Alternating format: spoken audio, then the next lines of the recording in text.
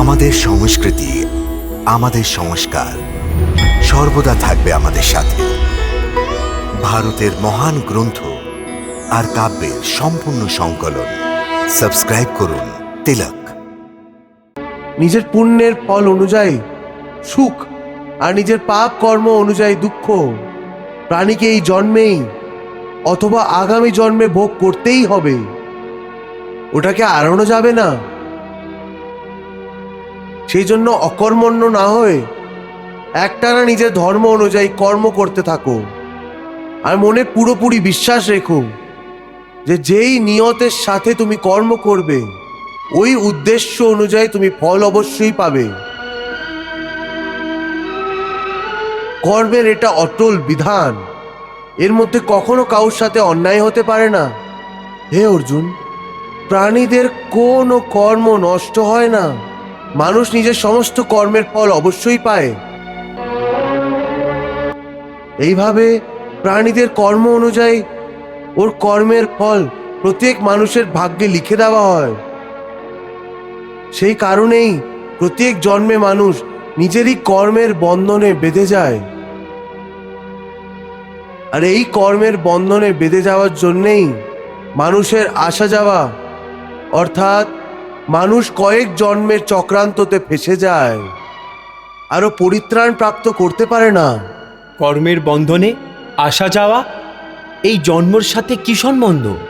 মানুষ নিজের এক জন্মে যে কর্ম করে ওই কর্মের ফলের রূপে পাপ এবং পুণ্য দুটোই হয়। কখনো পাপ বেশি হয় আর কখনো পুণ্য।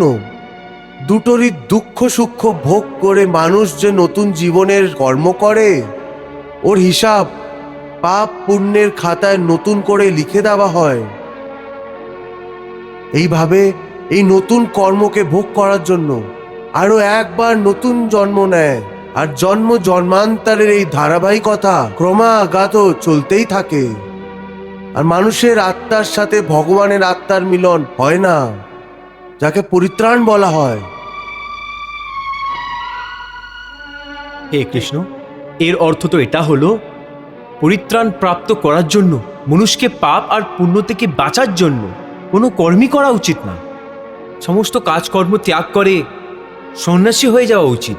কোনো মানুষ অকর্মণ্য হতে পারে না, কর্ম তো ওকে প্রত্যেক পরিস্থিতিতে করতেই হয়। কিন্তু সন্ন্যাসী তো কর্মের ত্যাগ তো নিশ্চয়ই করে। হে পার্থ, সন্ন্যাসীরাও কর্মকে ত্যাগ করতে পারে না, নাহি ত্যাগ করতে পারবে। আমি আগেই বলেছিলাম যে সন্ন্যাসীরাও কর্ম করে।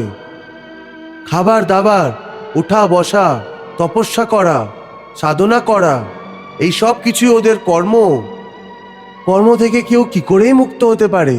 यदि प्रारब्ध ही सब कुछ है तो कर्म की आवश्यकता क्या है।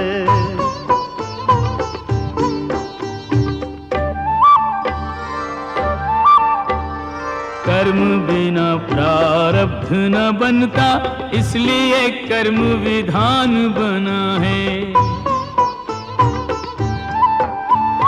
फल पर यदि अधिकारी नहीं तो, फल पर यदि अधिकार नहीं तो कर्म का पौधा क्यों बोना है। फल पर यदि अधिकार नहीं तो कर्म का पौधा क्यों बोना है। कर्मों के फल की प्राप्ति है अर्जुन, जन्मों का लेखा जोखा है। कर्म से हो सब धर्मों का साधन, इसलिए कर्म महत्व बड़ा है। হে কেশব, যখন কর্ম থেকে মনুষ্য মুক্ত হতে পারবে না, তাহলে ও কর্ম কি করে করবে যাতে পাপ আর পুণ্য থেকে মুক্তি পায়? হে পার্থ, এর প্রাদত্তি এই হবে যে যে মানুষ ফলের ইচ্ছা ত্যাগ করে কর্মকে নিজের ধর্ম মনে করে করুক, ফলও অবশ্যই পাবে। কিন্তু এই ফলকেও বিধানের ইচ্ছা মনে করে স্বীকার করুক। জ্ঞানী পুরুষেরা এই যোগকে আপন করে নিয়ে কর্মযোগী হয়ে যায়। বাহ, কত মহান সত্যি! প্রভু সহজেই বলে দিলেন।